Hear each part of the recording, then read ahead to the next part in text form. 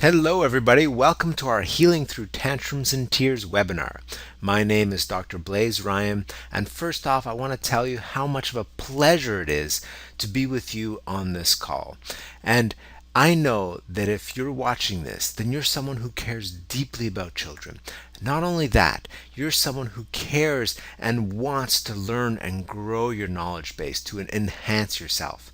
And being adults who are either parents or who work with children, whether you're a teacher or a child care worker, or whether you're someone who works with other parents to help them through challenging times or with challenging behaviors, then to provide the model of someone who's willing and open to learning new things is really just a great thing, because children are models in of themselves. That's what they do. That's how they grow. That's how they learn, is that they model those people around them, primarily their parents or other adults. So to show them how enriching it can be to open yourself up to learn new things is just a great thing to teach children. So I just want to commend you and take a moment to honor you. And I want to tell you how much of an honor it is for me to be with you and to share this information, because it's a real passion of mine to talk about this type of thing. So first off, before we go into the content here, what I recommend is that you turn off all distractions, Facebook or email, put your cell phone on vibrate or turn it off, and give this webinar your full presence and attention. I also recommend you have a piece of paper and pen handy so you can take notes on those things which really stand out or really ring true for you. So I want to start with this poem. Give me patience when little hands tug at me with small demands. Give me gentle words and smiling eyes, and keep my lips from sharp replies, so that in years to come, when my house is still, beautiful memories its rooms may fill. And I thought this poem was really appropriate for this webinar, because tantrums and tears are so demanding for us as parents, because of the strong feelings that are behind those tears, behind the crying or behind the screaming or behind the tantrums. And when we see or hear or feel strong feelings in someone else, those usually trigger strong feelings in us too. So more than anything, when we're dealing with tantrums and tears, what we really do need is a lot of patience. And we need to condition and train ourselves to respond with gentle words and smiling eyes. And that's really going to pay off in the long run, just like this poem says. In this webinar, what you're going to learn is, first off, the biggest myth about temper tantrums. You'll learn why kids throw temper tantrums to begin with, and why they have big cries over seemingly small things, what I often call the broken cookie phenomenon, when a child throws a big fit or has a big cry because they got the broken cookie, when all their siblings or everyone else got a whole cookie. But it's still a full cookie. But why do they have such a big cry or a big freak out over such a small thing? Well, we'll go into that. And we're going to talk about the biochemical connection of tears and tantrums. We're going to go through the 3 most important steps to putting an end to reoccurring tantrums and that endless type of crying and whining and nagging that can kind of lie underneath a child who's on the verge of having a tantrum, or who's just really needy and has a hard time letting that go and will cry at the drop of a hat. We'll talk about the 3 types of limits that we can set to help our children through tantrums and tears, and we'll go through the 4 steps to helping children heal through tantrums. So you can see I use a lot of numbers in this type of thing, and that's just the way that I like to organize my thinking and to teach this type of thing. So who am I, and what makes me an expert on child behavior, and why should you even bother listening to me? Well, my name is Dr. Blaise Ryan, and I'm a doctor of traditional Chinese medicine.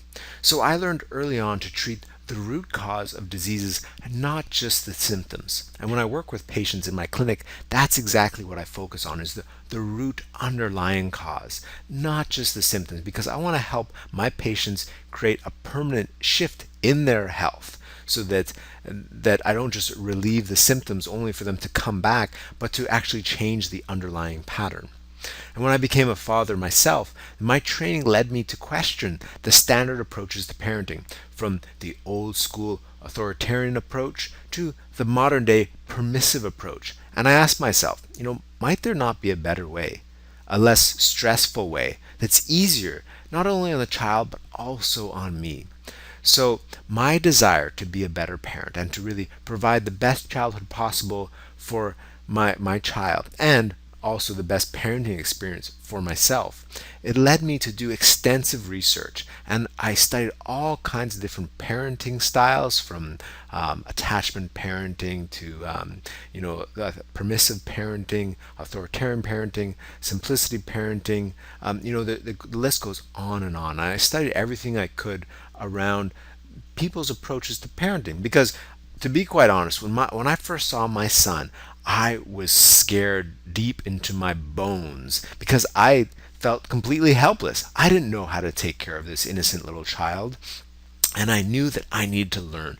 And I have a passion for learning. That's one of the reasons I got into Chinese medicine, because it's such a vast field. The learning never ends. The system's been around for thousands of years. So there's so much rich research in the area of Chinese medicine.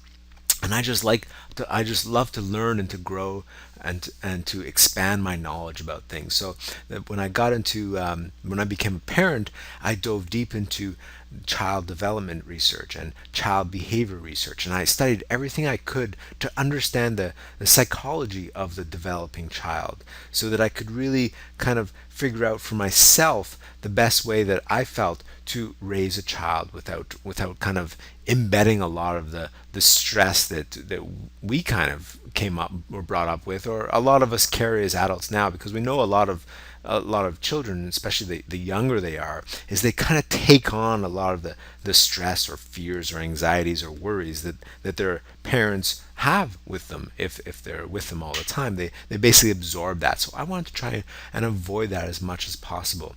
And in my research, I founded Child Brain Health and the Parent Learning Club. And the Parent Learning Club is now an online portal which has tens of thousands of members from all around the world. And we do our best to try and bring the most up-to-date information and practical information that parents and teachers and childcare workers can use to help shift challenging behavior, and really just to make parenting easier and more joyous for the parents who are members of our club. And a lot of my research was put into the book Democratic Parenting, which is available on our website or on Amazon if you don't already have it. And the foundation of the democratic parenting approach is really the same as Chinese medicine, and that is to understand what I call the roots and the fruits. So if we look at a apple tree here, we have the fruits. Now this is a metaphor. The fruits represent the symptoms, the behaviors, the problems, the results that we're seeing and that we're experiencing. These are the things that we can see. And the roots are those things that we cannot see. And that's what's behind the symptoms and the behaviors. These are the causes. These are the reasons why children or even anyone behaves the way they do. The roots. The behavior itself is the fruits, but the reasons behind that and the motivations are what we call the roots. So this webinar, we're talking specifically about tantrums and fits and meltdowns, freakouts and outbursts, tears and crying and raging. These all kind of fit into the same category. And these are the fruits. These are the symptoms, the behaviors that we're going to be addressing. Now, the biggest myth when it comes to temper tantrums and crying is that temper tantrums are bad. And that's really the old world thinking, right? The old world thinking is that children should be seen but not heard, and they should not emote, they should not cry, and they should definitely not throw temper tantrums. And if they do say or express the wrong thing, then the iron fist comes down and there are consequences to that. If they cry, then they should be hushed. And if they throw a temper tantrum, then they should be punished so that they don't do that again. That's the old world thinking. The new world thinking understands that tantrums are not bad, that they are just a symptom, okay? And they are an expression of something on the surface, but there's a reason behind that, and that's the root that we're talking about. Tantrums are the fruit. So what is at the root of this? What's at the root of the temper tantrums, of the crying, of the raging, the screaming, all these types of really strong feelings and emotions that our children can express? What's the cause of this? So in my book, Democratic Parenting, and at the foundation of a lot of what I teach around child behavior, we have the three reasons for misbehaviors. And these are like the three root causes. The first one are legitimate unmet needs. And that makes a lot of sense, doesn't it? If your child needs something and they're not getting it, then they're going to act in ways for them to try and get it. And now, these are deep, legitimate needs that are that are fundamental to our well-being. And so when these needs go unmet, the child will be driven in any type of behavior that they feel will get that need met. So they actually have very little conscious choice or rational or logical thinking behind their actions in this instance, but they are acting from a more instinctual level to try to get these fundamental and legitimate needs met. So that's why reasoning with children often, especially with young children, often doesn't work if the cause is legitimate unmet needs, because reasoning with them will not meet those needs. And in fact, they are being driven by something much deeper than their reason. So as much as they'll want to please you by if you reason with them, they're going to try to please you, and they're going to try to follow what you say there, and they sincerely, deeply want your approval and want to follow what you say. But if these needs continue to go unmet, then they're going to continue to act and react in ways that they feel will have these needs met. So there's there's lots of things that kids need. And an important thing to ask yourself is really, what do children need? And so with your piece of paper right now, what I recommend is you actually just write down a few things. Just take a moment and write down the first things that come to your mind. What do children really need for them to be happy, for them to be healthy, for them to cooperate happily with you without putting up a fuss, for them to have clear thinking, for them to have good judgment? What do they really need in order to grow into the adults that you really want them to be? So just write down whatever you think. And this is just an exercise to kind of make this webinar a bit more interactive and to kind of get you in the habit of thinking about these types of things when your child starts to show any type of difficult behavior, be it whining, crying, screaming, fussing, or throwing a full-on temper tantrum. Then you can ask yourself, is there something my child needs that they're not getting? And then because you've already started thinking about this, we can go deeper into this. Now, in my research, as soon as I discovered that unmet legitimate needs were one of the three reasons that kids will show difficult behavior, the first question that came into my mind was, what do children need? And so I researched everything I could in the fields of psychology around human needs, and there's lots of different information out there. And what I did is I identified 15 legitimate needs that we can use as parents that are practical. And these are distinct needs that correspond to three different levels of our being. The first is the physical well-being. The next is the social and our social connection, those around us. And that has to do a lot with our sense of vitality and our emotions. And then we have the psychological well-being, which has to do a lot more with kind of our internal aspirations and our mind and our academic and creative development.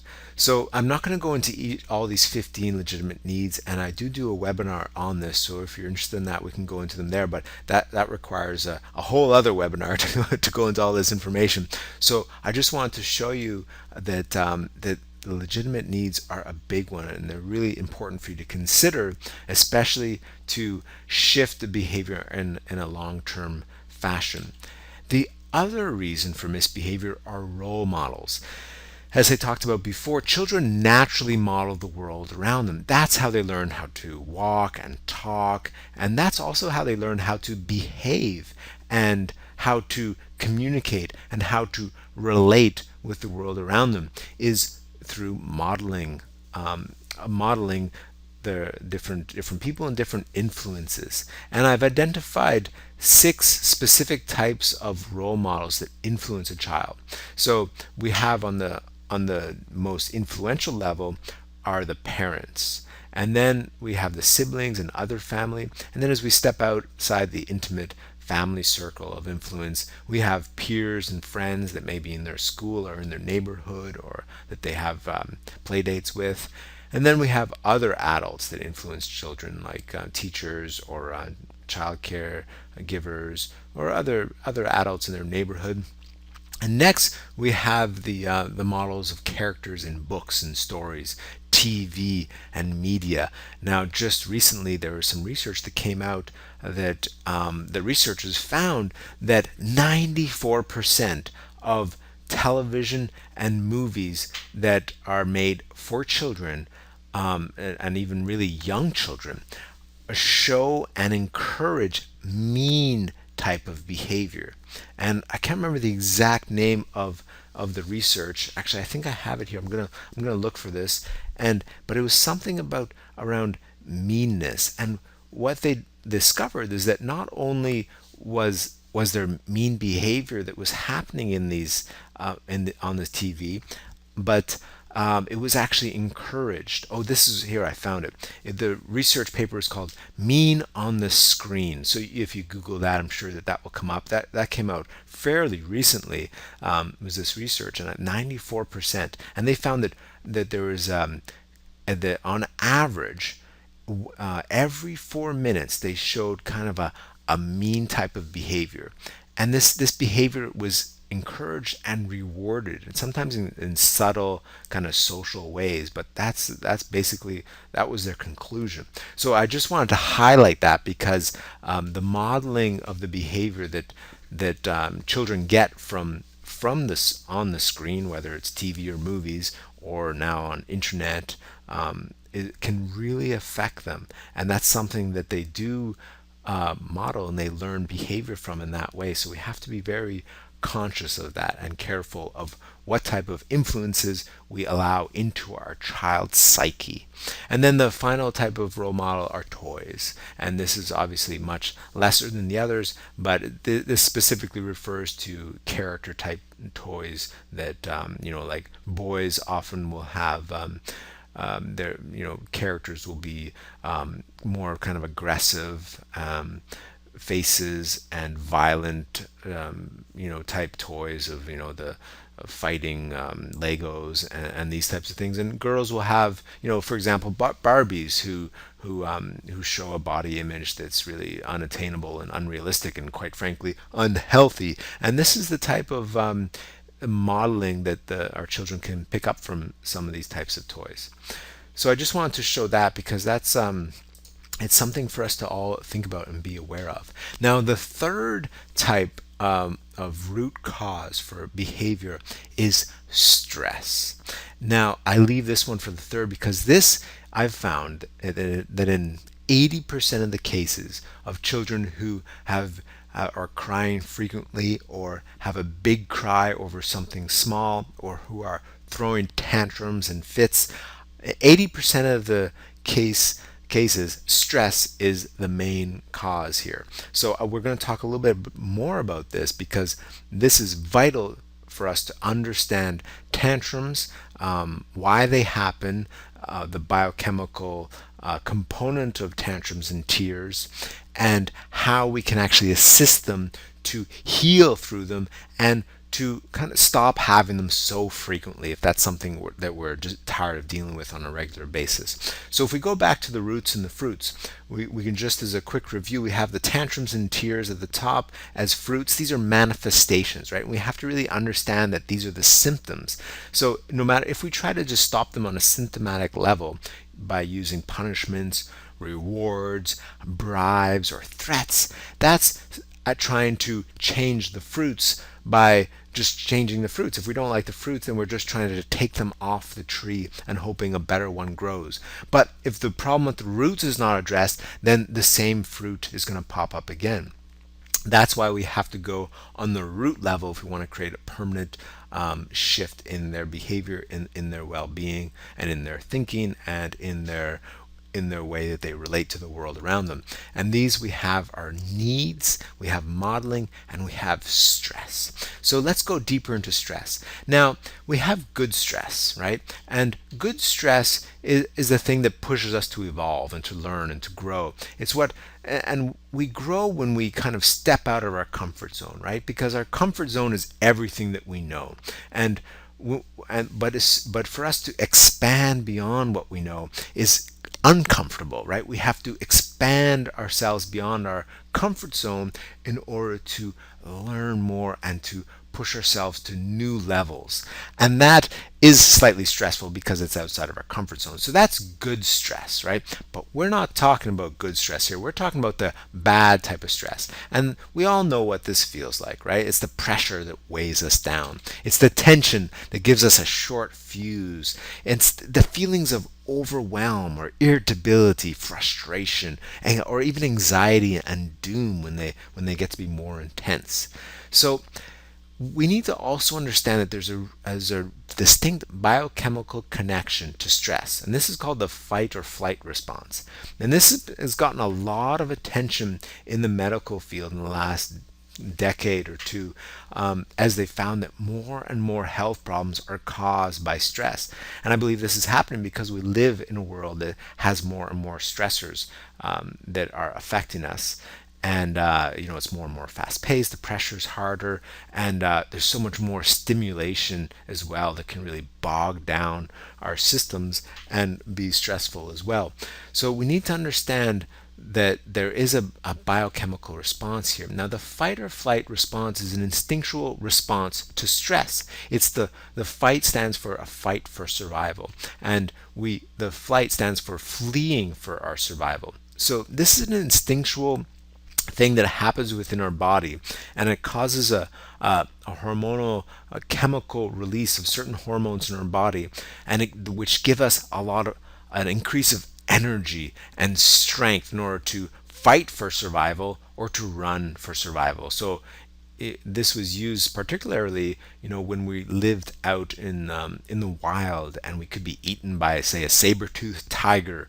And when that saber-toothed tiger would attack us, or we would see it and it would start chasing us, then we would get this rush of adrenaline and these hormones, and that would give us a lot more energy to run faster than ever before for our survival. So the prehistoric response for the fight was to be aggressive and combative, and the flight was running, fleeing potentially threatening situations. But in modern times, we still have the same type of response anytime we feel fear or stress. And the modern responses for the fight is to become angry or argumentative, to throw tantrums, to rage, to be explosive, or just irritable and really frustrated and uneasy. And the flight response usually manifests in modern times as social withdrawal or control patterns, which are like addictions, or television viewing, or other types of escapisms, which kind of all fall under control patterns and type of addictive behavior. So as we look into the biochemical connection, this is really what happens. There's three main organs that are associated with the fight or flight response. First, we have the brain, that causes the sympathetic nervous system to send signals down to the adrenals, which sit on top of the kidneys there, and that then affects our heart. It causes vasoconstriction. Our veins become we get I don't want to get too technical here, but basically it just causes a lot more oxygen to flow into our muscles. All the energy goes into our muscles away from our internal organs, we can run faster, or we can have more strength to save ourselves. And so the main hormones that happen during stress is cortisol. There's two main ones. The first one is cortisol. Now, cortisol, what we need to understand about it is that excessive amounts of it are toxic to the brain, and they can result in impaired learning and memory. It also increases blood sugar. Okay, so if we see that, there nowadays in the modern countries, there's a massive increase in childhood diabetes, and that can be a lot due to eating way too much sugar in our modern diets with the cereals and candies and fruit juices and whatnot. But it can also due to too much cortisol in their system caused by stress. And as we go into shortly, we'll touch on the causes of stress. We can see how children nowadays can easily get stressed more than back in the day. So it also weakens the immune system, and that gives us some clues as well as to perhaps why there's a massive increase also in childhood asthma, and because it's affecting the immune system with this cortisol, and it reduces the metabolism of fat, proteins, and carbs. Basically, it shut down our whole digestive system because, as I talked about before, the energy is being given to our limbs and our muscles in order to flee. So it extracts a lot of the energy from our internal organs and our digestive system. And there we also can see reasons why there's a lot of childhood obesity, which is showing up in children as well. And it reduces bone formation too, which is really important for us to consider as children are growing, is how stress can affect their actual bone growth. The other main hormone that happens during stress is neuroepinephrine, which is just another name for adrenaline. Now, the adrenaline really affects attention and response, right? Because typically what happens is that when we feel stressed, or we get this kind of rush of adrenaline, then we get in more kind of this tunnel vision. And again, this is part of the instinctual response for us to kind of save ourselves and to just think single-mindedly for our survival. So it reduces our ability to really think creatively, and our attention also has a harder time focusing on more academic and intellectual things. And also our response changes considerably. Now, one thing that I wanted to mention as well is that the ADHD and ADD medications actually act to increase levels of neuroepinephrine. Now, that is something that everyone who has children on these medications or who may be considering these medications should really consider. And I'm not going to go into ADD and ADHD. I have another webinar on that specific subject coming up, but that's again a huge subject. So I don't want to spend too much time on that. And I just wanted to kind of point to this interesting fact that if this medication is increasing our adrenaline, and that hormone is correlated to our stress response, and it affects our attention and our response, then how is that really affecting our children? It's just a question to consider there a little bit. So let's go into the psychology behind childhood stress, right? We talked about how the biochemical connection with stress, and how these hormones will go into the body and they can really inhibit our child's attention and thinking and their health as well. But let's understand how children get stressed. So children instinctively know that their survival is entirely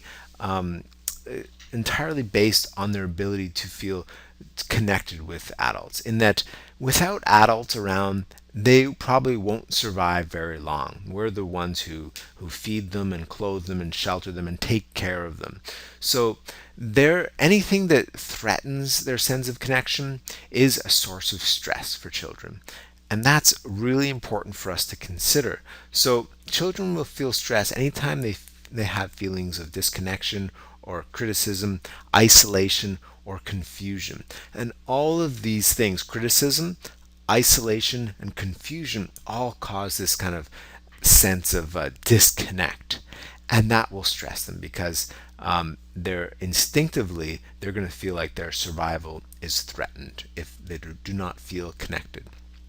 So let's go deeper into childhood stress and look at these four causes of childhood stress, which I talk about in the book Democratic Parenting, and I go much deeper into that, into these concepts in that book. But I want to give you an overview here so that you can understand again some of the root causes of tantrums and these types of things, because a lot of that the tantrums are actually due to this accumulated stress that is lingering in the body, and we'll go deeper into that in just a moment. So the four causes of childhood stress. The first one is what I call aggressive stress, and aggressive stress are the things which are basically aggressive or violent. They're like the yelling or hitting or kicking, abuse, scolding, these types of really kind of aggressive insults to the integrity and confidence and safety and well-being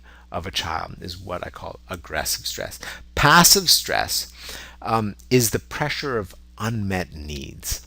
So these are the things which can accumulate over time. If a child's needs go unmet for a while, then this type of passive stress lingers and starts to accumulate and get more and more. And this is what I see the cause of a lot of childhood issues, and most of the temper tantrums and stuff like that that can build for our children are caused often by passive stress, because some of these unmet needs, oftentimes it's the need for balanced or appropriate stimulation which goes unmet, because children are often too stimulated in this day and age with all the media and the fast-paced life, and that's just one of the needs that can go unmet. And there's others which are often behind these strong feelings, and quite often there's multiple needs, right? And sometimes the multiple unmet needs can cause passive stress, and then that can be mixed with situational stress as well.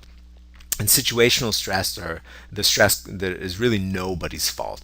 This is like if we move to a new house, and just that involves a lot of stress, or changing schools, divorce or separation in the family, death or illness in the family, even death of a pet is like a situational kind of stress. Natural disasters, these types of things are situational stress. And then we have birth stress.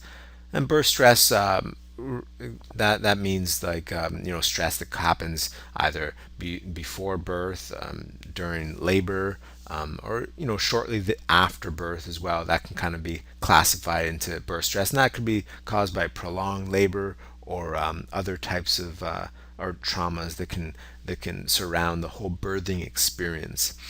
So these are the four causes of childhood stress, and as we go into these more, then you can start to see all the areas in your child's life that they may accumulate stress. Okay, and that's really important for us to understand if we want to create a permanent shift in the child's behavior. Specifically, if we want to help them from crying a lot or throwing tantrums very frequently, then we need to look at those areas in which perhaps we can reduce the influence of stress in their lives so that it doesn't accumulate and spill over into a big cry or tantrum.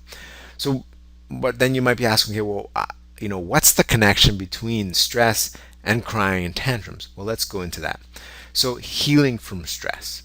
Okay. Again, I talk about this in the Democratic Parenting book. Healing from stress is actually one of the 14 methods of democratic parenting, which is outlined in the book. And there are 8 ways that I've identified that we can heal from stress naturally.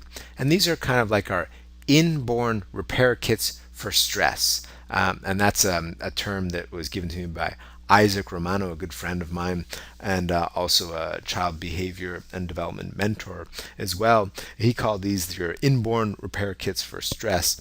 And the first one is talking. right? And we can see that that's often used in modern psychiatry, right, or therapy, or when talking with a friend or venting, right? We can see we just feel better, and it kind of reduces the pressure just by venting and talking about it. The second one is crying. Okay, now the this is the one we're talking about, right? We're talking about tantrums and tears and crying, and that's actually a way that we heal from stress. And I've devoted quite a bit of space in the book about crying and how people heal from stress by crying. And Dr. William Frey II is a researcher who actually uncovered this. And in his research, he discovered that when humans cry emotional tears, there's certain chemical markers that indicate a reduction, a kind of release of these toxic stress hormones, right? Like I talked about before, is when cortisol and adrenaline build up in the system, those can actually be toxic and detrimental to our health. But what Dr. William Frey II discovered is that these hormones actually get released and expelled and drained out of our system by crying. And then he measured these emotional tears against tears that weren't caused by emotions, for example, by cutting onions. And he found that those non emotional tears did not have these hormonal markers in them. So we can conclude from this that there's a actual, reason, evolutionary reason for us to have these emotional tears, because it helps us actually reduce the stress and to cleanse ourselves from the toxic buildup that can happen when we're stressed. And we all know that we feel crummy when we're stressed, right? Like we get stiff, we feel toxic. The more stressed we get, the more toxic we feel. And if you've ever had a good cry, don't you feel better after that, right? Don't you feel so much more relieved, and like the heaviness that might have been weighing you down is just kind of been lifted after a really good cry? We feel kind of rejuvenated, refreshed, right, after having a good cry. So we've experienced this, and we know this like instinctively, that crying is rejuvenating and crying is cleansing. We know this, but how come we're not taught this in school? How come we're not raised knowing and understanding this? And this is really a cultural issue, right? There's a big cultural mistake that has been perpetuated over the centuries, is that crying is a show of weakness, that big boys or strong people don't cry. Okay, that is a terrible myth that's been perpetuated. In fact, strong people do cry, right? And that makes them stronger by crying, because it cleanses them and kind of cleans the engine, so to speak, so that they can function more efficiently by just draining out all those toxins. So the truth is that crying is very, very healthy and very, very cleansing, and that we all benefit by having a good cry. And so children do it naturally, right? And that's the thing. Babies just do it naturally. They haven't lived through the years of having this natural instinct suppressed to the point that as adults we don't cry very often, especially oftentimes if we're men, because culturally men are discouraged from crying even more than women. So oftentimes grown men haven't cried in years. Sometimes they can't remember the last time they cried. Not all of them, of course. Many men have worked on themselves, or maybe have been raised in an environment where crying has been more allowed, and then they will benefit from having these frequent cries. So, but children do this instinctively, and babies will cry whenever they feel stressed, and we can see it. If there's two instinctive fears that we're born with, and that babies will exhibit very clearly. One is the fear of loud noises, especially sudden ones, and you can see if a baby hears a sudden loud noise, they'll jump real quick, right? And that's just an instinctual response. And then the other one is the fear of falling as well. And oftentimes if babies will experience this type of stress or any other type of stress, after that it won't be very long till they have a good cry, right? And of course they're crying for other reasons as well. As babies, might be hungry, or sometimes babies or children are crying because of an actual physical hurt or a medical internal medical issue that needs to be looked after. So we really need to know and understand the reason behind the crying before we assume anything. But we can see that crying is really a great one of the best ways that we can heal from stress. And then number 3 is symbolic play, and this is just a way of kind of reenacting the play. And there's types of play therapies that work wonders for children who have experienced traumas or accumulated stress, that can kind of help them work through these things. There's also a democratic parenting method called self-directed play, which I talk about in my book, Democratic Parenting, it provides an excellent framework for setting up this type of symbolic play, and to allow children the space and time to really kind of work through and integrate various experiences. Because stress, again, like just a type of passive stress can happen of just a lot of stimulation, a lot of experience, one after the other.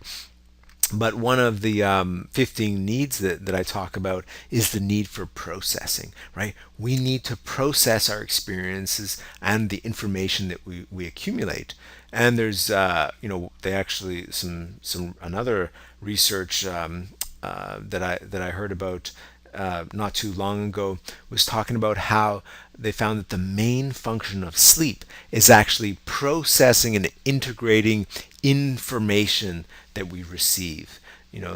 Previously they found that there is a lot of physical rejuvenation happening during sleep, and there definitely is. That is a big part of it. But what this research was highlighting was that previously there wasn't much talk of how important sleep was to actually processing and integrating the information or experience or stimulation that we've had throughout the day. That's why you can often, have dreams that are kind of carryovers of sometimes busy days or a lot of information. It's because it's your kind of deeper psyche's way of kind of processing that information.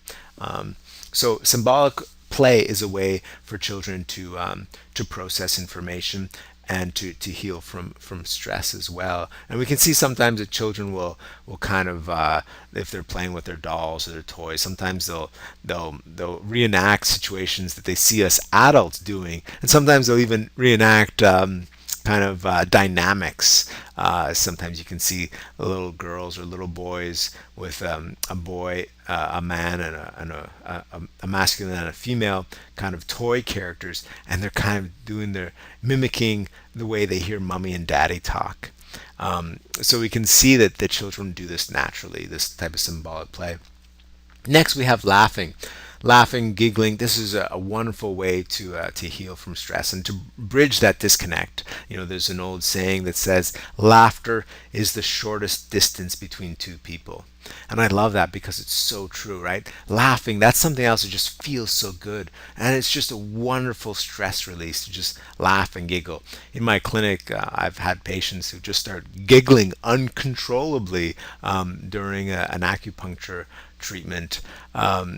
And that we can see that, and I know that they're releasing that tension and that accumulated stress, right? And it's just their body's just naturally releasing. And sometimes they'll even start tearing, right, while they're laughing, and we can see the body just releasing that buildup of stress hormones. And they'll say, "I don't know why I'm giggling. I don't know why I'm laughing," but I know that it's just a healing thing too. So I continue to encourage them.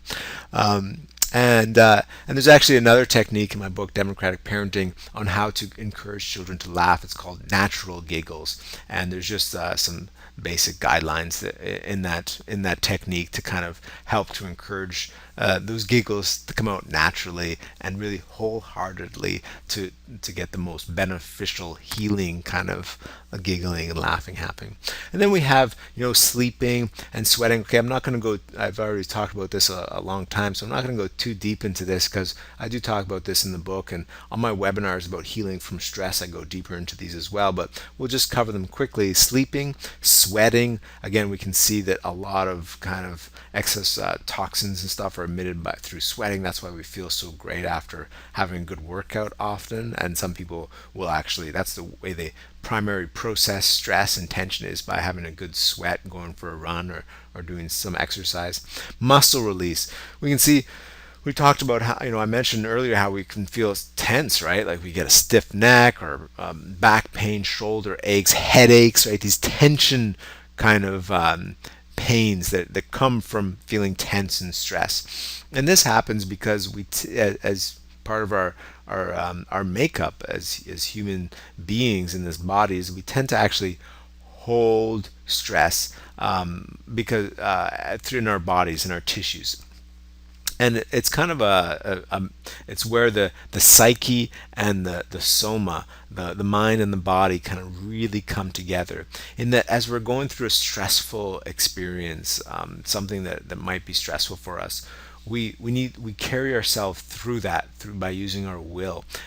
But part of us tenses up to kind of move through the pressure and the stress, rather than just kind of releasing and walking through that stress openly, which can be painful sometimes, or hard, or emotionally difficult. We'll tend to hold it in our bodies, and that varies from person to person, individual to individual, about where and how they hold it, in which tissues.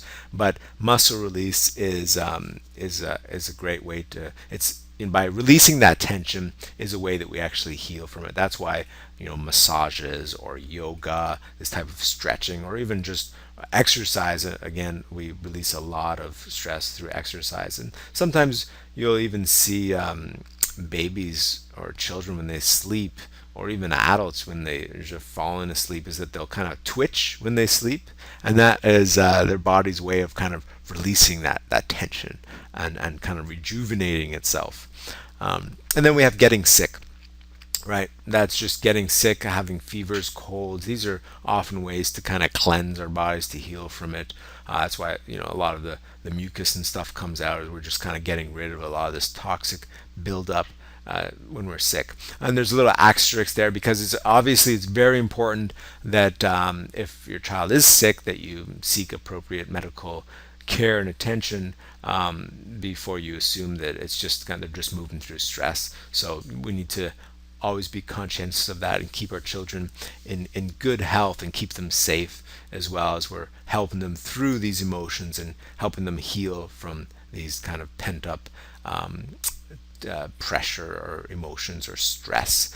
So specifically, when we're talking about crying and temper tantrums, there's 3 of these 8 ways to heal from stress which really get activated, right? It's the crying. We talk about, obviously, tantrums and tears and screaming. There's this crying and sweating, which tends to happen. And also that muscle release, especially with the big tantrums where they're flailing about. We can see that they're releasing a lot just through their muscles.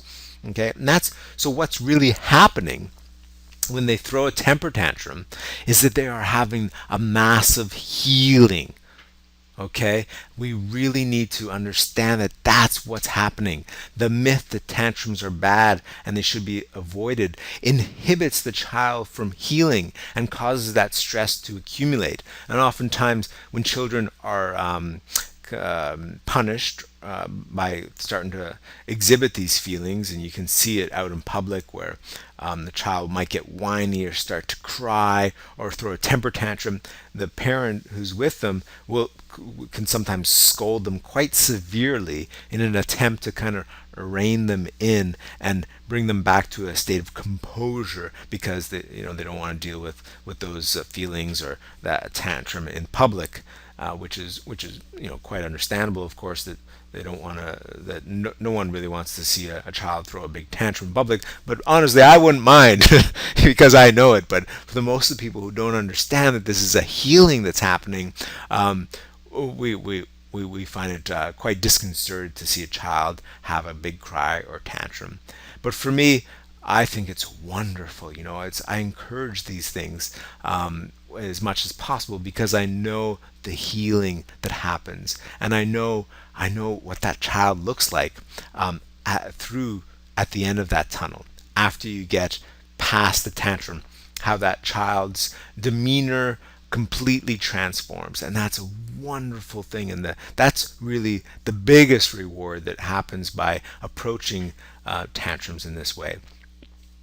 So what we do with democratic parenting is we really want to respond to tantrums, okay, rather than to react to them. So we have to understand that tantrums are kind of like a fire, okay, and the fuel of the fire is tension or stress, okay. Like we talked about before, the modern response for having this biochemical buildup of these stress hormones is we have the fighting response for the fight or flight as angry or argumentative, right? Extremely defiant, talking back, or having temper tantrums and raging, explosive, being aggressive, or even violent with other children or adults. These can be modern responses to this stress buildup. And then we have the flight response with this kind of social withdrawal. We can see oftentimes children who are timid or really shy or withdrawn, or who kind of showing autistic or Asperger's like. That's one of the main symptoms of those diagnoses, is this social withdrawal. But we can see how much this tension and stress can be related with those children who are diagnosed with Asperger's or autism, and how understanding how to help heal from stress can really help these children enormously to return to that place of connection, and not needing to kind of flee from with the social withdrawal response. And other types of control patterns, and control patterns are things which children use to kind of escape the strong feelings, to cope with the buildup of this stress, or feelings like thumb sucking or biting their nails. Pacifiers, soothers. We can see just in the name pacifier or soother, right? We're soothing the tension, the feelings, the emotions. We're pacifying the child so that they don't express these feelings. But we can see what we're actually doing is we're suppressing the healing and the full expression, which is the natural way for the child to heal from these built up stress and tension. Other types of control patterns can be, comfort objects like blankets or teddy bears. And nowadays we often have the control pattern of watching TV or playing video games, which is starting younger and younger for children. Just having this screen attachment and time can be a control pattern for children. Even types of different foods, and for babies who are still breastfeeding or using the bottle, breastfeeding them and bottle can become kind of a soothing mechanism and become a control pattern as well. But you'll know with your own child when it's a control pattern and when it's not. If you're breastfeeding your child and they've just they're full and the milk is drained, and then shortly thereafter you can see that something came up which kind of caused them some stress, or they're acting a little bit off track. They're avoiding eye contact and showing other symptoms that they might be stressed, and then they go for and they want more breastfeeding, and they become kind of desperate for it. And that's a really clear indication that stress is behind their behaviors, when this kind of desperation comes through behind their actions. And you can hear it in their tone of voice, you can see it in their eyes, and you can see in their body language and their demeanor that this kind of desperation is there. That's a good indicator that stress is a factor there. So these are the modern responses. Now, when you limit any of these responses, right, when you stop a child from being aggressive or explosive, or not stop but limit them, setting a kind limit, or when you limit their control pattern, for example. Now, setting limits is another method I talk about in democratic parenting, and there's a big chapter on it, because it's a great and important skill, one of the most important skills, especially in helping from healing with stress. And we're going to talk about 3 specific types of limits that we can use for crying and for tantrums. But when we set these limits, oftentimes the tantrums will erupt, right? And that's a wonderful thing, because that allows them to heal from all these feelings. So we want to respond to these tantrums and tears, not react. But the question is, how do we do that?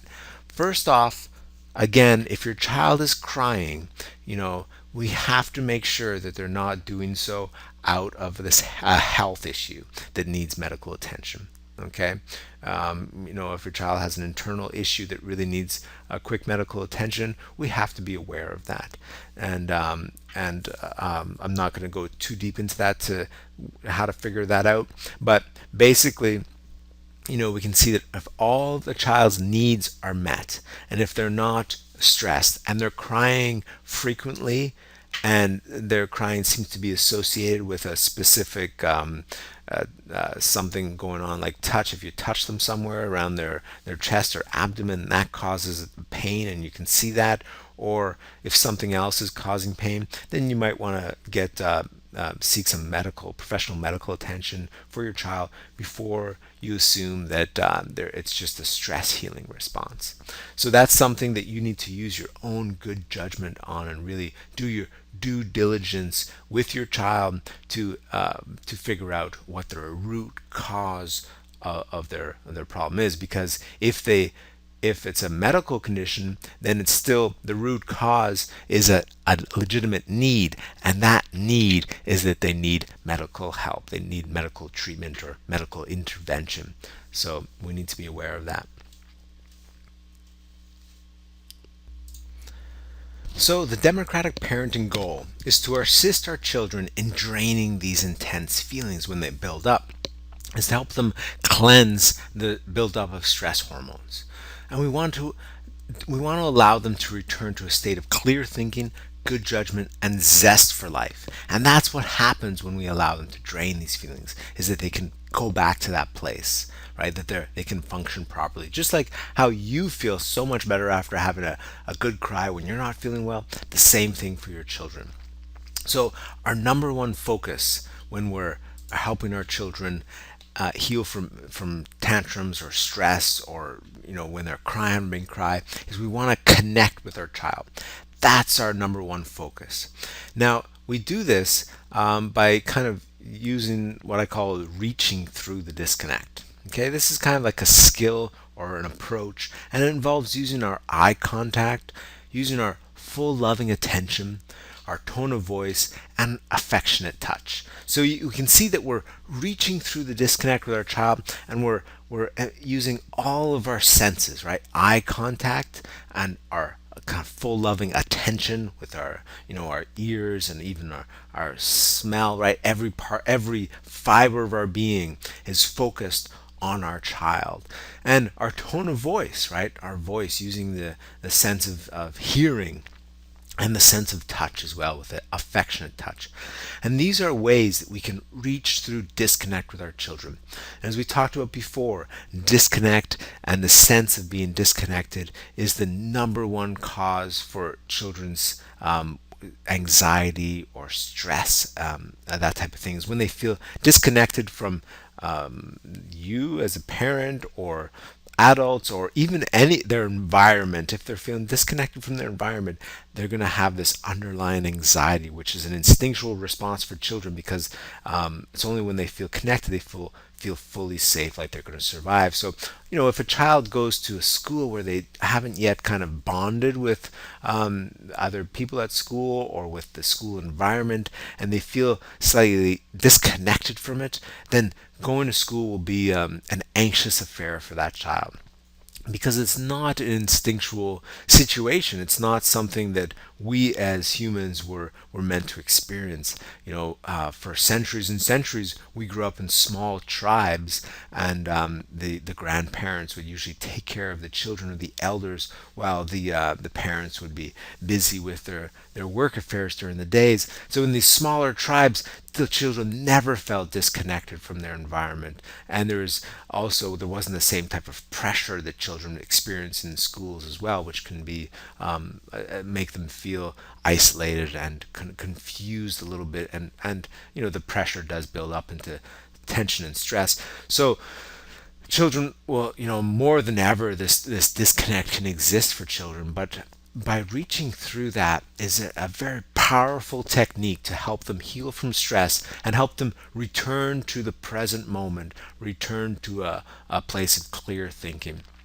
And when children are having a big cry and when they're having a big tantrum, then that's something that I always practice. And the number one focus is to reach through that any type of disconnect and to keep connected. That's our number one focus, that connection. And we do that by giving them eye contact. Right now, if they're crying and having a big tantrum, we don't need them to look at us, right? That's not what it's about. It's not about them doing something for us and responding in a way that we want them to. It's us being there with them, giving just our full attention. It's not wanting their attention. We're just giving their attention and we're giving them eye contact. We're looking for their eyes so that even if they're not looking at us, that if they do kind of glimpse out of the corner of their eyes to see if we're really there with them, then they see our loving eyes staring back at them, right? And that just gives them their whole being even more permission to go deeper into their feelings and to cry even more and to cleanse even more and to heal even more. And that's really what we want. And we can use our tone of voice as well to really to let them know that we love them and that we're there. And that's the tone of voice we want to do. We want to avoid obviously any type of harsh or disconnecting tone of voice. The intention behind our voice and our words is to bridge that disconnect and to reach through, right? An affectionate touch. We can touch them on just gently on the brow, or wipe away a tear on the cheek, or move on the head. Pet them just ever so slightly, gently on the shoulder, just to let them know that we're there. We do not want to interfere with their healing. We do not want to rush them to composure. We do not want to pull them out of their healing or their feelings with our eye contact or with our voice or with our touch. So we want to be very aware that that's not our aim at all, but we will only talk or use our tone of voice when we feel that disconnect is happening and we feel that we might want to reach for them. Because, if a child's throwing a big tantrum, or having a big cry, typically their eyes are closed for most of the time and they're not looking at us and they're just in their feelings and having a big cry. And those feelings are intense, right? They're letting go of a lot of hurt and maybe re-experiencing some pain that they weren't able to actually process. So they're deep into their feelings and they can, actually forget that you're there with them, right? Because they're kind of working through their own feelings at that moment, and then it's easy for them to kind of get lost in a sense of being alone or lost in their feelings, forgetting that you're there with them and present. So by reaching through a little bit with just our tone of voice to say something like, "Hey, I'm here with you, sweetie. Yes, I know, sweetie." If a child's just crying for like minutes and minutes, you can just say something like, "I hear you, sweetie. Yeah, I know, darling. I know." And you could just use your tone of voice to empathize so that child really feels like you're there with them fully, not just physically, but also emotionally.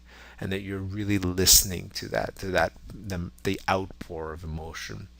And then affectionate touch, again, just ever so slightly to let them know that you're there with them, not to pull them out of their feelings. So that's how you can use these different ways to reach the disconnect.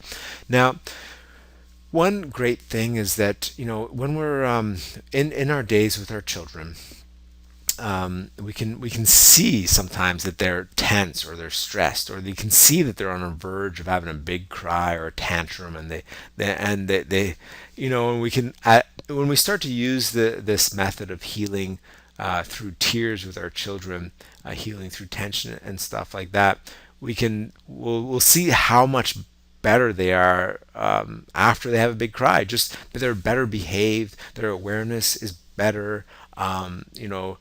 I use better loosely because it's hard to really qualify that, but basically they're more attentive, right? Children who might be dropping things or not paying attention to things or having a hard time focusing on things, or who might just be slightly off, maybe their spatial awareness is slightly off, by having a big cry and releasing the built up stress hormones can really shift their behavior and their entire demeanor.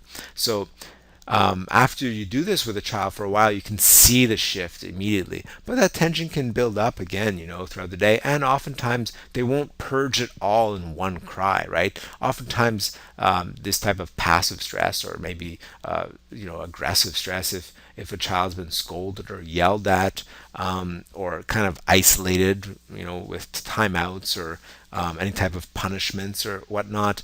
And if this has happened on multiple occasions for years, they can have a lot of pent up, built up stress. So it's not like it's gonna get completely healed and purged just in one tantrum or one big cry, especially if they haven't really been allowed or given the opportunity to have a big cry, or a big tantrum beforehand. So but once we start to use these methods, then we can see the amazing benefits that they have for our children and for us too, because the children become way more easier to be with.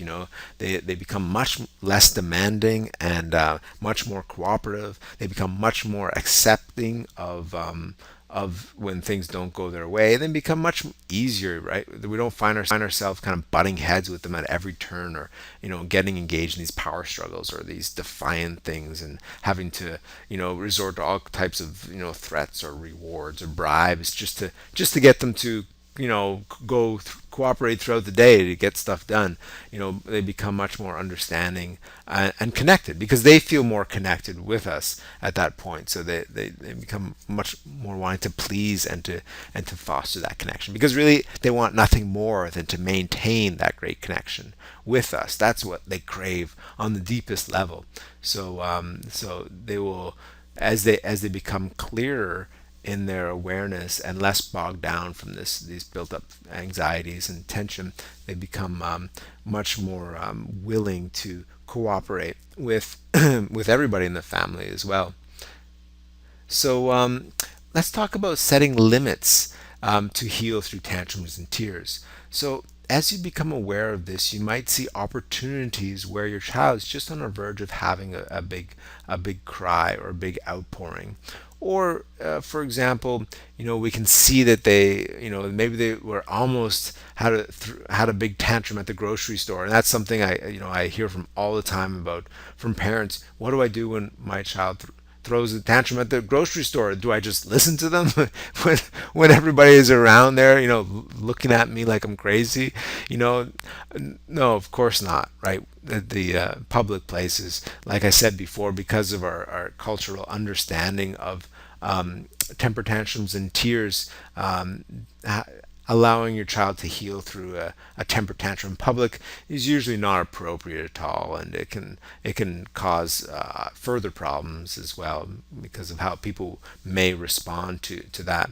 So it's when a child starts to throw a fit in public, there's lots of options for you to do. I don't recommend succumbing to any type of whim or desire that they may have had, which initiated the tantrum.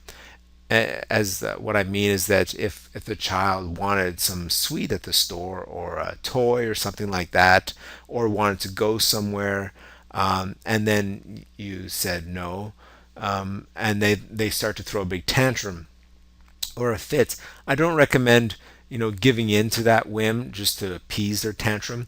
But you can use other things, like just redirecting them, trying to pull them out of that, or just find some way to connect with them quickly. And then as soon as you can kind of reach through that disconnect, they'll become much more cooperative. So you might just touch them gently and reach down to them and say, "Sweetie, I can see that you're really upset by that, and you're having some really strong feelings about that. But now is not the time to really go into this, because we're out and about. So let's go back at home and we can talk about this." And then they'll likely start to go, "No, I don't want to go home. I want the toy." And then you can just say, "Sweetie, we're not gonna we're not going to talk about this. Let's get going, right? And they might start crying there, so and maybe even flailing a bit. So at that point, just pick them up in your hands, in your arms, in your loving arms, and you say, "I know, sweet, you're upset, yeah," and then you can just carry them out. And so by being empathetic and soft, and by reaching through the disconnect with your tone of voice and your loving embrace, and not being harsh with them, that will encourage them to melt quicker into just having a saw, a good healing sob or a cry as you carry them out, rather than flailing and resisting and fighting you and kicking you and hitting you, which they might do if they feel kind of really further disconnected by a harsh scold or a rejection or ignoring them in that type of situation. So that's something that you can do in public. There's lots of different ways that you can approach that, and each way is really dependent upon your child's characteristics and the circumstances and the situation, and their age. All these different factors come into play, but these limits that I'm talking about here is when you kind of want to. These are the types of things you want to use with your child to sometimes encourage them to have a big cry to get those feelings out, rather than keep going towards control patterns or other escapisms, or trying to vent them through aggressive, violent, or inappropriate ways. You can set these limits, and that kind of limits some inappropriate behavior, and it can limit them from escaping from or stuffing or embodying sometimes stress and these anxieties and stuff. And these limits will kind of help them and kind of release them and heal from them. So there's three types of limits that we're going to talk about. The first one is verbal limits, then we have healing limits, and physical limits. Okay, verbal limits is using your words to create a limit. So just saying no, right, is the most common way that we can set a verbal limit. Now we don't have to say no, and actually I encourage parents, especially young children, the younger they are, is to avoid saying no too much, just because when we get in the habit of saying no to a child, it can really kind of crush their zest and enthusiasm for exploring new things. And I'm talking about really young children here, like, crawlers and toddlers and babies, and, in the first 5 years of life. Is kind of what I'm referring to. Instead, you can say things like, "Not right now." um, Not at this time. I'm afraid not. Now we're still saying no, but in just a gentler way, not such a final way. And by saying not right now, it's not such a final kind of no, like a shutdown, right? We're just saying at this time we're not going to do that. And that kind of opens up their acceptance that, life life carries on, and perhaps at another time we could do something like that. But at this moment, it doesn't really work with what's going on, or it's not that you feel as a parent, it's not the best thing for them. Or you can just say no. There's nothing wrong with saying no as well, and that's setting a verbal limit.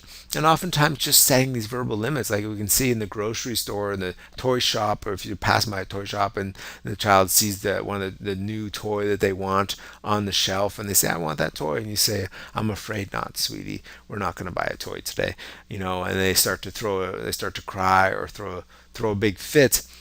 We just set a verbal limit, and that verbal limit basically opened the door, gave them the opportunity to release those feelings which were there to begin with.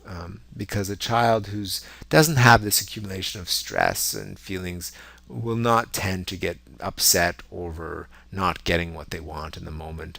And that attachment to that instant gratification is really a clear sign that that accumulated stress may be at play, is that desperation for that instant gratification of their desire.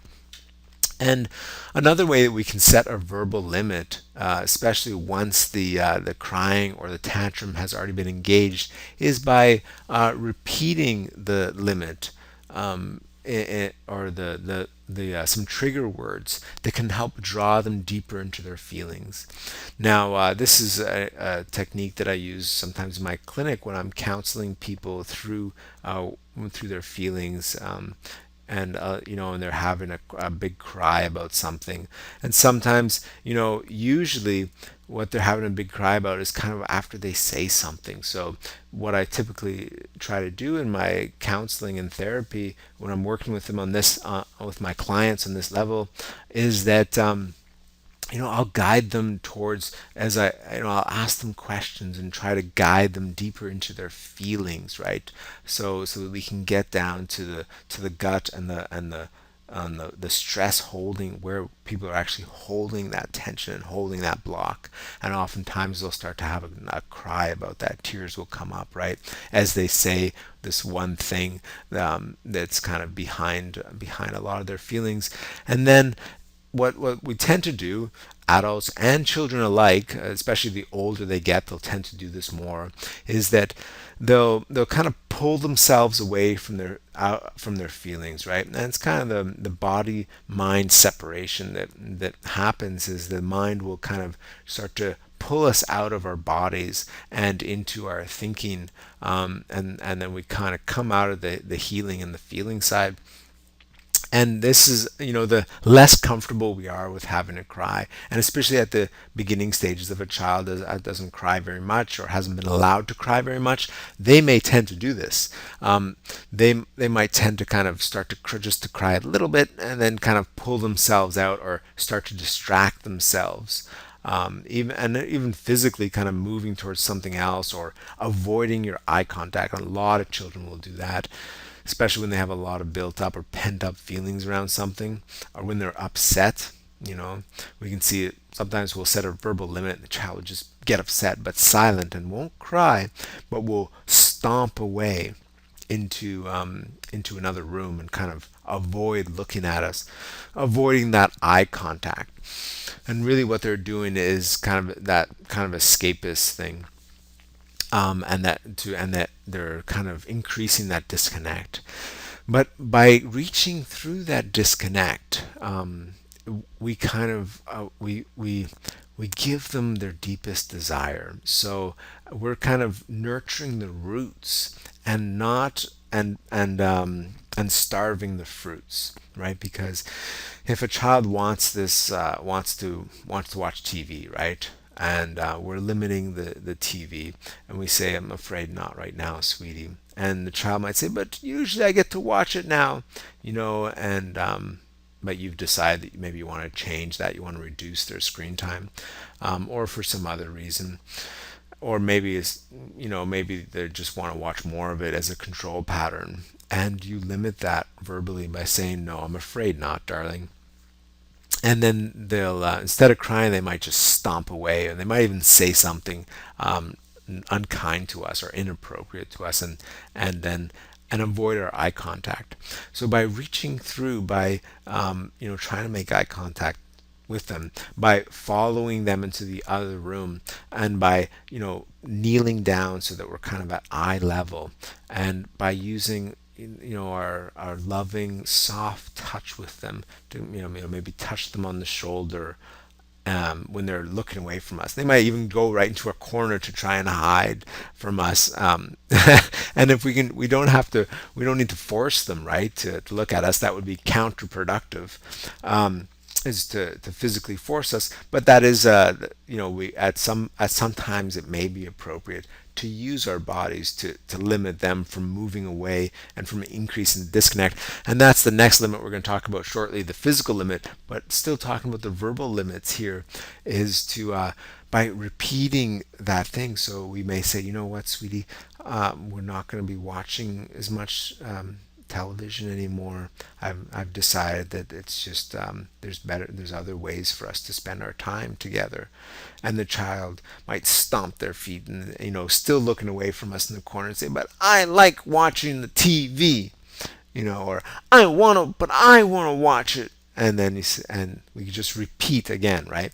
And we're setting the verbal limit. This is kind of setting that verbal limit of repeating them to draw them deep into the feelings, because we notice that when we initially set that limit and we said, no, we're not going to watch TV right now, the emotion came up, right? If and I'm using the example here where the child stomps on their feet and walks into the room, so we can see that emotion came up, and we decide this is a great opportunity. We follow them and we repeat it again, and then they respond emotionally, and then we repeat again. They stomp their feet, and then they go deeper, and we can use again our soft touch, and we can say it slightly different, or we can repeat it the same way, continuously using that connective tone of voice, and that where the child feels that love underneath it.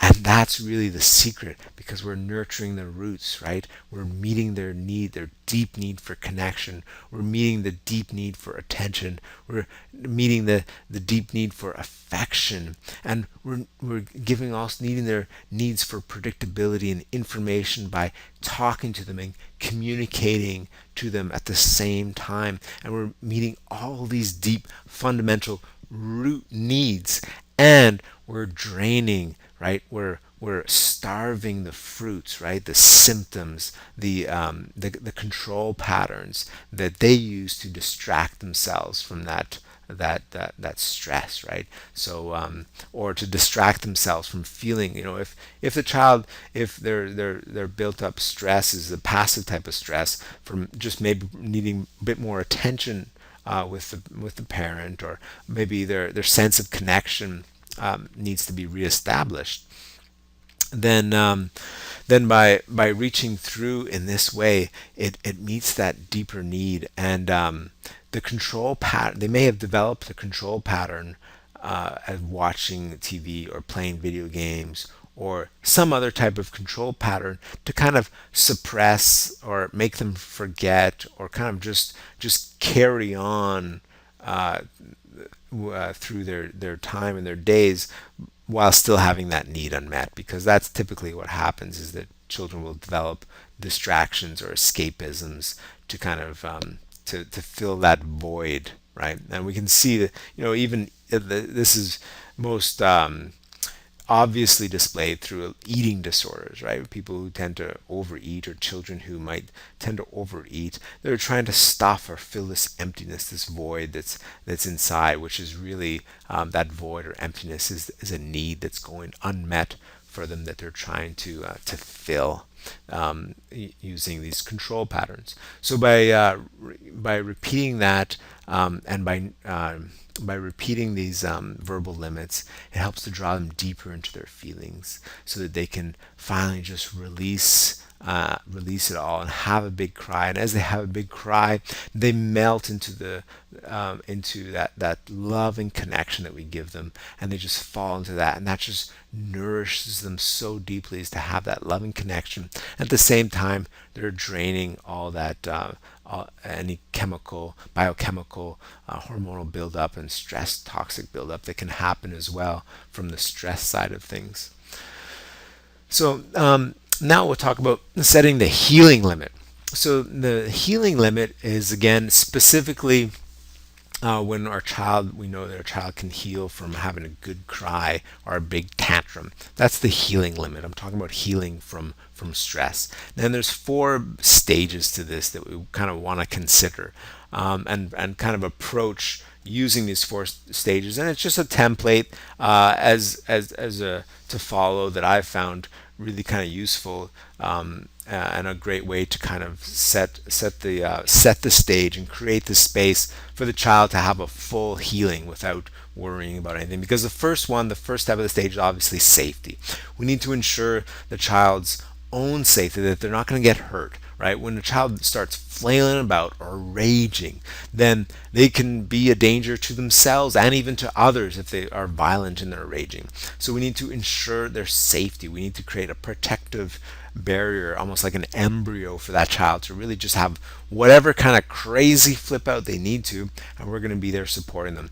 So with toddlers having tantrums, they can really flail about. So we can use our hands, if they're on the ground, on their backs, and they're at risk of kind of banging the back of their head into the floor. We can just put our hand between the back of their head and the floor, and then just give them the space otherwise in our full loving attention. And then that way they can't hurt their heads, right? And then other children, if they might rage at a sibling or something like that as they throw a tantrum, or even oftentimes towards you, that can be happen in a tantrum where the child might try to hurt you, physically hurt you. So you need to keep yourself safe. And being larger, you're physically stronger, and you're surely agile enough to keep yourself and the child safe during one of these tantrums. That's the first stage. The second stage is just to focus your loving attention on connecting with your child. And again, that's the number one focus, right? What I talked about in healing through a tantrum is that connection. So this is just a reminder of using our number one focus of that loving attention, our full attention, and it's again on connecting. And then we want to listen to the strong feelings. These feelings are going to come up, and they're intense, right? They're really intense. That these children, when they have a temper tantrum or raging, that's like full on. It doesn't really get much more intense than listening to a child throw a temper tantrum. So we want to listen. Just listen, right? Be an empty vessel. Let it wash through you. Don't attach to it, and don't get emotionally involved with the strong feelings. But just listen to them, and don't avoid them, and don't distract yourself either, because your child will sense that you're not fully listening during this tantrum, and that will also, then they'll be less likely to have a full release as well. And then repeat. Right, we repeat, because again, like I said before, a child will rarely be completely purged and healed and feel entirely like years of the sense of disconnect, or these accumulated stresses won't be healed necessarily in one big cry or one big tantrum. It can come up again, so we just repeat it as many times as it needs to come up. And as your child goes through life and grows through the years, there's other types of stresses are going to come up, right? That's just a part of life, is that we get these stresses. That's why we have these inborn repair kits for dealing with stress, of crying and sleeping and laughing and all these different things I talked about, is because we experience these bad stresses in life. And so we just need to repeat this when it comes up. We need to repeat the healing when we need the healing. Okay? So these are just 4 great stages to keep in mind when you're helping a child heal from stress. And this is included in the Democratic Parenting book, in the chapter on setting limits, which I encourage you all to read thoroughly to understand these whole limits as well, because there's a section on limiting tantrums, and that's where these 4 stages are included. So the next one is setting a physical limit. So that's providing a limit that the child can physically push against in order to go deeper into a physical release of their intense feelings. And this can come in the guise of holding, and specifically this is done with younger children, is to kind of hold them as they kind of release and go through these strong feelings. We also have shielding. That's what I talked about before, is shielding the child from hurting someone else or hurting you, or hurting themselves, right? And as they see that, as they try to express themselves violently towards another, and they see that their aggression is met with empty results, that they aren't able to inflict the pain that they're intending to, that can cause them to just melt even further into their feelings, as the despair and the futility of their violence becomes so apparent, while at the same time they're feeling your love and connection. So they realize that their violence is futile, because what they're getting, what they're wanting is available to them. It's right there for them, and that's what they're getting. So that can cause them to go deeper as well. Or setting up a barrier, and this can be useful with children.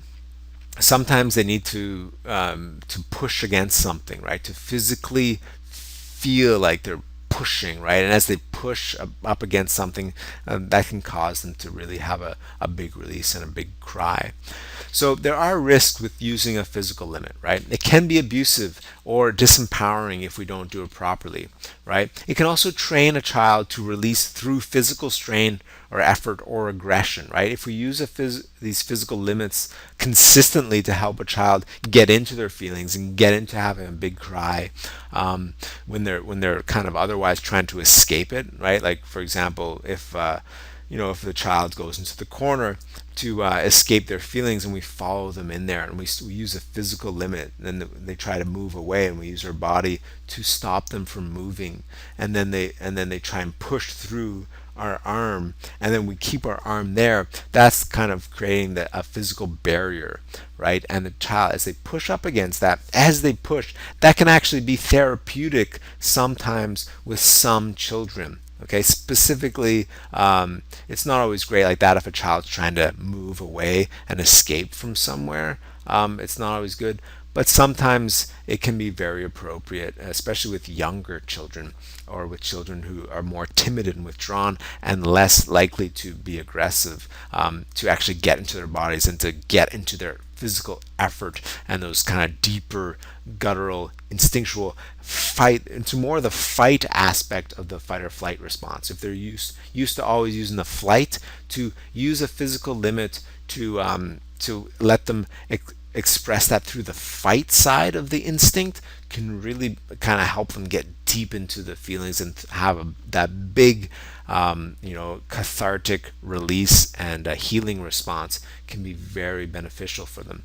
So when that's when it can be beneficial, right? So for babies and crawlers and toddlers, really young children, we can, as they kind of try to avoid their feelings, sometimes we can just set a gentle physical limit to keep them present with you, to get into their feelings and release rather than to distract themselves.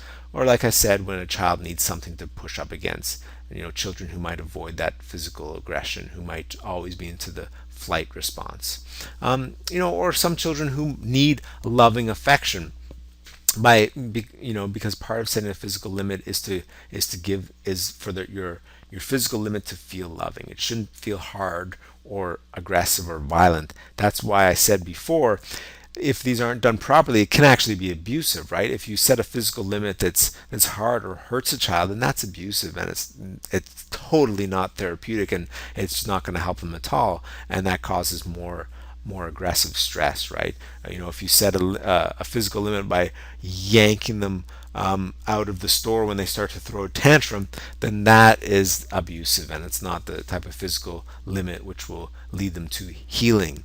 Or like I said, disempowering too. If you corner them and don't let them leave, or hold them and they try to fight outside of your caress, and you're holding them and you hold them there with your strength and kind of break their will, that can be very disempowering. So we need to use our good judgment to decide when it's beneficial for our child to use it and when it's not. So there's a couple of important guidelines I can give you, and you may feel that this is just something you don't want to ever practice, and you don't need to either. None of these limits you need to do. They're just different methods that can be used to help a child get into their feelings. It's totally up to you to use whatever rings true for you, that you feel called to use, right, with your own child. And that's really what this is all about, is for me just giving you a perspective on different approaches to responding to your child's behavior. And so some guidelines that you want to use and keep in mind when setting a physical limit. First, never do it if you're upset or angry, right? Unless you can control your anger and your upset and still be loving and still be focused on reaching through that disconnect. If you can control yourself like that, then sure, move beyond it. But if you cannot move beyond your upset and your anger, and your irritability is just still there, right, and you can't relax your jaw because you're so tense, then you won't be able to set a loving physical limit. And it will be totally counterproductive because it won't be connective at all. It won't reach through that disconnect. And also, you want to never do it if you're on any type of psychiatric medication.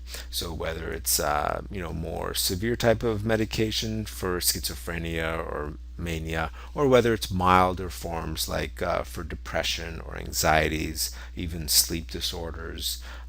These types of medications, there's two reasons that I recommend not to ever set physical limits with that. One is because I already mentioned how physical limits can quickly go awry and they can quickly yield counterproductive results. And these psychiatric medications, even small doses that are socially acceptable for milder mental illnesses like depression or sleep issues, then those can inhibit your judgment when these strong feelings are at play, because that's the main point here, is that when a child has these intense feelings as they come up, for most people who are suffering from mental illnesses, they're suffering from those because they also have some strong feelings which haven't been fully expressed or dealt with or processed. And when a strong feeling, when they're hearing and feeling these strong feelings in their child, it can bring up those strong feelings for them too, which can be quite difficult for them to handle, and they might find themselves doing erratic things and not being able to handle the situation. And when our child is going through this type of thing, we really need to be fully present with them, and we really have to be giving them our full attention. We need to be someone there to kind of help them heal and process through that. So part of that is to keep our physical bodies soft, especially when we're holding or embracing, or setting when we're holding or embracing a young child or a toddler or a crawler, and we're kind of holding them, and they might be flailing around, having a big cry and a freak out, and we're just holding them. We keep our body physically soft so that we don't have strain, right? We obviously have enough so we don't drop them. We don't want to hurt them, but we want to really give that feeling that that our body, they can just melt and relax into that. It's not stiff, that it's a loving, soft, that we're holding ourselves as soft as possible. And this you can do just by, structurally keeping your shoulders down and stuff rather than up, so that our muscles relax a little bit more, and we can rely more on our skeletal frame, then we can hold more strength in our frame without using so much physical or muscular strain or effort. And keep reaching for the child, right? Through your tone of voice and your eye contact, your attention, your touch.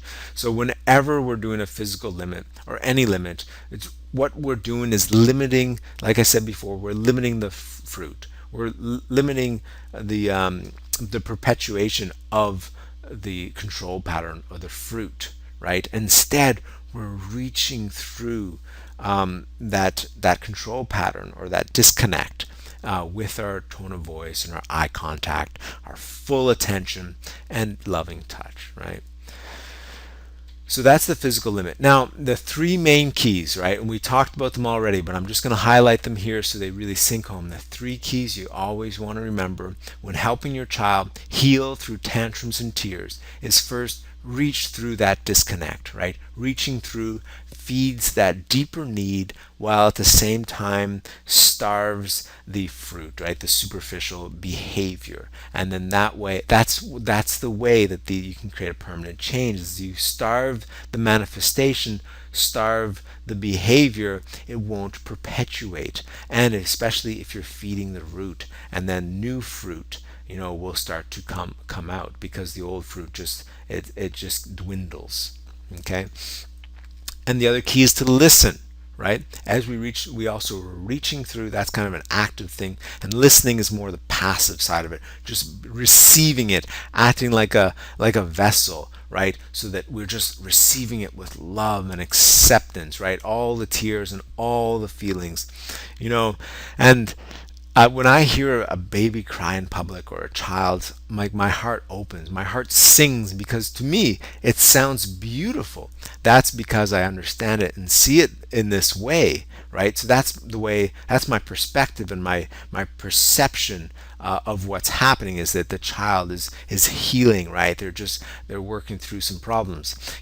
My heart doesn't sing when I see a lot of parents react to that in kind of aggressive or unkind ways towards their children, and that's mostly because because that they're stressed and that they don't understand that what the child's really doing through that. They're not kind of reaching through the disconnect with the open heart of connecting with their child, and they're oftentimes overly stressed and overly frustrated and carrying way too big of burdens, and that's the big part of the problem. And the biggest part of my message to parents is really, you must you must give to yourself as well. You must fill your own cup. You must live a life that you love and enjoy, and you must get support and have people listen to you too, because otherwise it's impossible to give this much to a growing child, right? What I'm asking here to kind of listen to those intense feelings and tears and reach through the disconnect. And then the third step is really to allow the feelings to flow fully to completion, right? So that they completely drain. You know, to accomplish all this, to do all this, you must fill your own cup too as a parent, right? And if you don't take time for yourself to rejuvenate yourself, to fill your own cup, then you're doing a disservice to your kids and your family, because you won't have the wherewithal to the emotional wherewithal to give to them to the degree that they need, right? And especially if they have this built up of feelings. If you're dealing with reoccurring tears and crying and tantrums, they need your full attention. They need to be listened to completion. If you don't want those feelings accumulated and inhibiting their thinking and their judgment and their response because of the stress behind that as well. So the three keys to actually healing tantrums and tears is, reaching through the disconnect, listening to those tears, and allowing those feelings to flow to completion. And to the point of completion is, we can take comfort in knowing that all the feelings have a beginning and an end. And we need to remember that, because when our child starts to have this big cry, this big tantrum, and especially again if they haven't had much of an opportunity to do this before in their lives, if we give them that opportunity by using these methods, then they're gonna take advantage of that. They might have a huge cry, and that might last an hour. I've listened to my own child when they were younger cry for like an hour and a half. I'm sure even 2 hours before. Now, because of I've always approached my child this way. He doesn't need to have these big cries so much, because he doesn't get the stress doesn't accumulate that much. Every now and then he still have for sure a good cry, but it won't last an hour anymore. And that's usually often when the child hasn't had a chance to express this, or with really young children, toddlers and stuff, they might have longer, bigger cries, especially if there's a major control pattern or you're dealing with some major behavioral issue that's reoccurring. They will have to go through these major tears. But you can take comfort in knowing that all feelings have a beginning and an end, and they will end.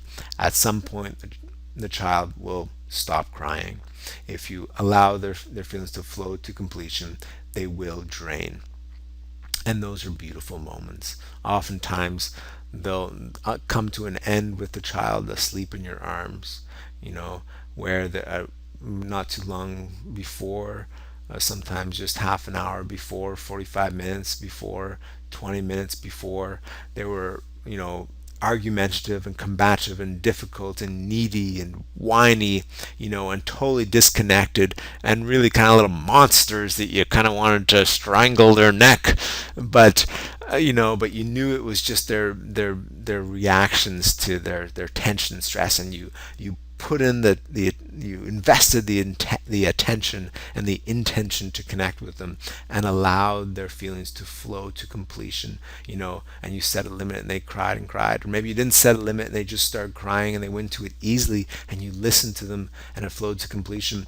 They'll end up, in your arms, asleep, and when they wake up, they'll look up at you with so much love and connection, and that's really what happens after this big release, is that sense of connection is restored, and the child returns in their bodies and in their minds and their beings to that feeling that life is okay, that life is good, that everything is all right, that their anxieties, the grip of their anxieties has disappeared, it's been drained, right? Those feelings are gone.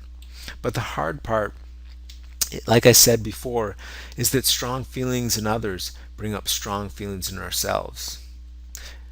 And if we don't allow ourselves to cry, it's really hard to listen to another cry. You know, so that's especially that's why it's hard for a lot of men who haven't cried very much to listen to a child have a good cry, because those feelings get brought up in us. So the trick really is in clearing your mind and filling your cup. Like I talked about before, you need to take time to rejuvenate. You need that me time. There's a technique in the Democratic Parenting book called adult to adult listening time, and that's one of the main methods in democratic parenting. And it's really an important thing, because if you don't get someone to listen to you in this way, it's really hard to listen to another in this way. And this is a great method that you can practice with a good friend or maybe even your partner, to really exchange listening time so that you can express yourself and you don't have to cry. Or if you get the opportunity to cry, then wonderful, but you might find yourself laughing or just talking, right, with someone. And you can see that just this listening time, you get to talk, you get to laugh, you get to cry. Those are three of the natural ways that we heal from stress. So it's incredibly beneficial to practice this. You can do other things like meditation or qigong or yoga. These are things that I practice personally on a regular basis, and it really helps to keep my cup full and to keep my mind clear and to keep my attention strong so that I can really be there for my own child. And writing, sometimes writing in your journal, writing your feelings, and keep learning. An open mind is a clear mind, and the more that you kind of open yourself up to learn and don't kind of settle into what you think you know, but expand upon what you know, then it really helps to rejuvenate your whole soul as well. So like I mentioned before, there's 14 methods of democratic parenting. We covered four main ones in this webinar. We just kind of skimmed the surface of them. Is the three reasons for misbehavior, healing from stress, limit setting, adult listening time. And upcoming soon, we have an online 5-week Democratic Parenting Leadership Certification program. So if you like democratic parenting methodology and you want to go deeper into that, whether for your own self to just improve your own parenting skills and to grow and learn and to connect with other people who like this type of approach and who care deeply about children and want to help children heal from stress and to meet their underlying needs and to practice these different methods of democratic parenting. Or if you work with other parents and that's your career, if you're a parenting blogger or therapist or a child counselor, we have all types of different people and leaders and counselors and doctors who take our programs. And this is a 5-week leadership certification program. So there's lots of benefits with this. You get listed in our online directory, and you get access to me on a private forum group as well, where you can ask me ongoing questions, and then you get a certificate as well that you can use for your own career. So if you want more information about this, you can go to ParentLearningClub.com/leaders with an S .html. That's ParentLearningClub.com/leaders s.html. So I'm not trying to pitch this to you. I just want to let you guys know, if you're interested in learning more and going deeper with us, this is a great program that's gonna go really deep into all the methods of democratic parenting over 5 weeks. And then the next webinar won't be coming until next month. I'm done for this month, but next month we'll be talking about a webinar about how to overcome ADD and ADHD naturally, right, without medication. And this is something that I'm really passionate about, because I've done a lot of research on ADD and on ADHD, and especially around the medication side of things. And I think that there's those medications are very risky, and there's a way better approach to helping children focus better and pay attention and concentrate, and also to kind of just come back to being present and in their bodies as well, to reduce that hyperactivity tendency in a lot of children today. So watch your emails and I'll tell you, and then you'll find out when this webinar is and you can learn more about it. And if you want to join it, that'd be wonderful. Thank you so much for spending this time with me and for being the wonderful person you are. Because, like I said, I know that if you're watching this and you're listening to this, and you're someone who's just cares so deeply about children. We need more people like you to kind of encourage this more loving connection between parent and child. So every single day of your life, give your children all your love and give yourself that same love too. And let's build a brighter future today.